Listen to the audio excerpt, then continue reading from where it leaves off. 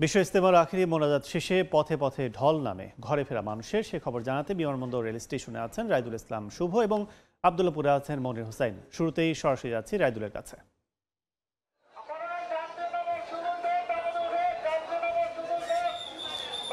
আখেরি মোনাজাতে প্রায় 2.5 ঘন্টা পেরিয়ে গেছে। এর মধ্যে কিন্তু ইজতেমা ছাড়তে শুরু করেছেন মুসল্লিরা এবং সড়ক পথে বেরিয়েছেন বাসে।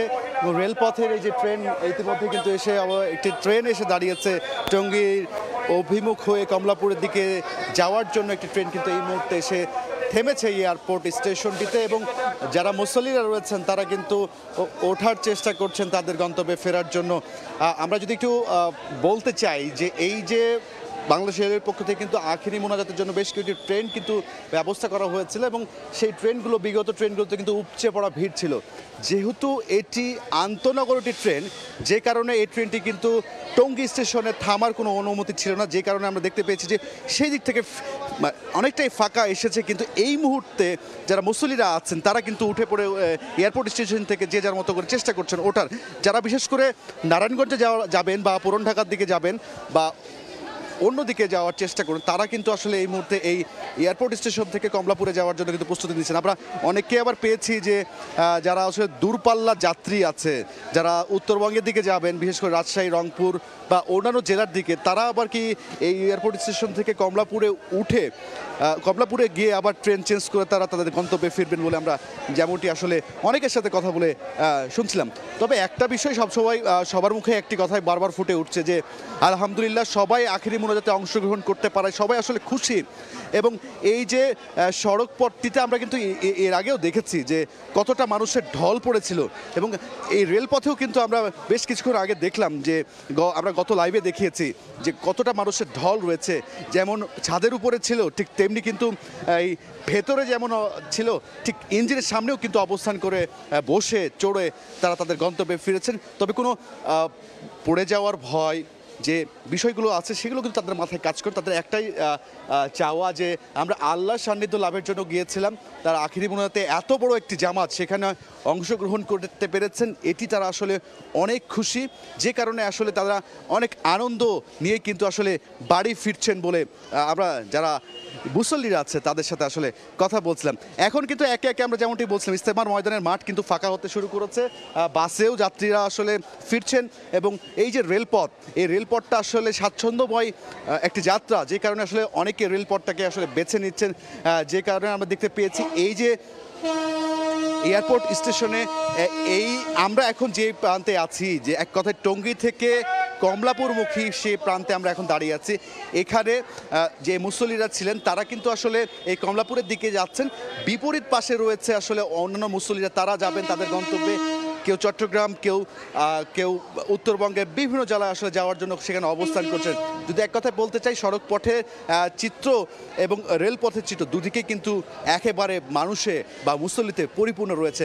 তো এক কথায় এই ছিল আমার কাছে এই এয়ারপোর্ট রেলওয়ে স্টেশন থেকে সবশেষ। আমরা একটু সড়ক পথের খবর জানবো, সেখানকার কী অবস্থা সেটা জানার জন্য সেখানে আবদুল্লাপুর বাস স্ট্যান্ডে আছেন আমাদের সহকর্মী মনির হোসেন। আমরা মনিরের কাছে চলে যাচ্ছি। মনির, এখন দেখতে পাচ্ছেন আবদুল্লাপুর বাস স্ট্যান্ড, তার অবস্থা এখানে যারা আসলে 58তম বিশ্ব ইজতেমায় যোগদান করেছিলেন আজ 9টার পর আখেরি মোনাজাতের মধ্য দিয়ে শেষ হয়েছে প্রথম পর্বের যে আনুষ্ঠানিকতা, সেই আনুষ্ঠানিকতা শেষে এখন যে মুখে চোখে আত্মতৃপ্তির হাসি আর মনে ইমানি বল নিয়ে যে মুসল্লিরা ছুটছেন তাদের আপন পানে আপন নিড়ে, যেই বয়ান শুনেছেন সেই বয়ান তাদের যেই পাড়া মহল্লায় পৌঁছে দিতে ইসলামের দাওয়াত যেই সুমহান বাণী, সেই সুমহান বাণী পৌঁছে দিতে তারা ছুটছেন পাড়ায় পাড়ায় এবং মহল্লায় মহল্লায়। এবং এই মুহূর্তে তারা তাদের যেই নিজ গন্তব্যে সেই নিজ গন্তব্যে ছুটে চলেছেন। সেক্ষেত্রে এখানে যেহেতু সকালে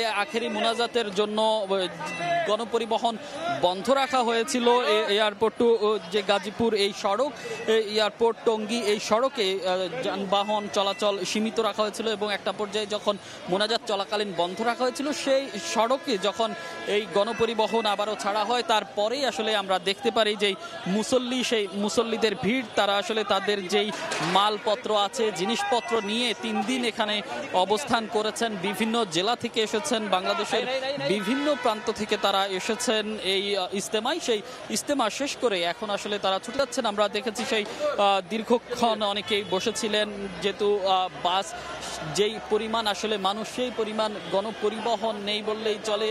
গণপরিবহনের সংখ্যা সীমিত এবং জায়গা পাচ্ছিলেন না। আসলে আমরা দেখেছি অনেকে ঝুলে কষ্ট করে দাঁড়িয়ে তারা যাচ্ছেন, এবং এই যে এত কষ্ট করছেন, আমরা আসলে যেই মুসল্লিরা আছেন তাদের কাছে জানতে চেয়েছিলাম। তারা আসলে বলছেন না, এই কষ্ট আসলে তাদের কাছে কষ্টই মনে হচ্ছে না, তারা এটি আনন্দের সাথে নিচ্ছেন, যেহেতু তারা ইসলামের দাওয়াতের জন্য এসেছেন, ইসলাম প্রচারের জন্য এসেছেন এবং নিজের আমল আখলাক ঠিক করার জন্য এসেছেন। সে জন্য আসলে তারা এই কষ্টকে আসলে কষ্ট হিসেবে নিচ্ছেন না, এটিকে তারা আসলে আখিরাতের পুঁজি হিসেবে তারা উল্লেখ করছেন যে এই কষ্ট হয়তোবা তাদেরকে যে পরকালে মুক্তি দিবে। এবং যে আখেরি মোনাজাত হয়েছে সেখানে আসলে আমরা যারা অংশ নিয়েছেন তাদেরকে দেখেছি অশ্রু ঝরাতে, তারা মহান রবের দরবারে তাদের নিজেদের জন্য দোয়া করেছেন, নিজেরা গুনাহের ক্ষমা চেয়েছেন এবং পরকালে যাতে মুক্তি পাওয়া যায় সেই দোয়া করেছেন।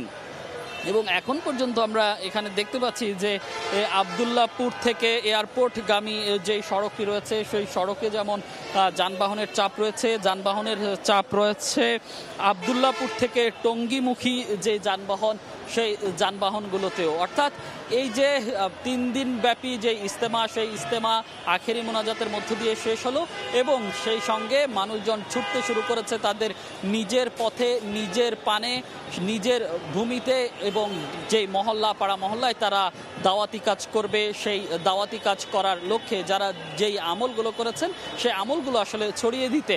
তো সড়ক পথের যাদের ঘরের ফেরার যাত্রা এই মুসল্লিদের, আবদুল্লাহপুর বাসস্ট্যান্ড থেকে এই ছিল আমার কাছে এখনকার মতো সবশেষ। বিশ্ব ইজতেমার আখেরি মোনাজাত শেষে নিজস্ব গন্তব্যে ফেরা মানুষের খবর জানতে এতক্ষণ ছিলাম আবদুল্লাহপুর ও বিমানবন্দর রেল স্টেশনে।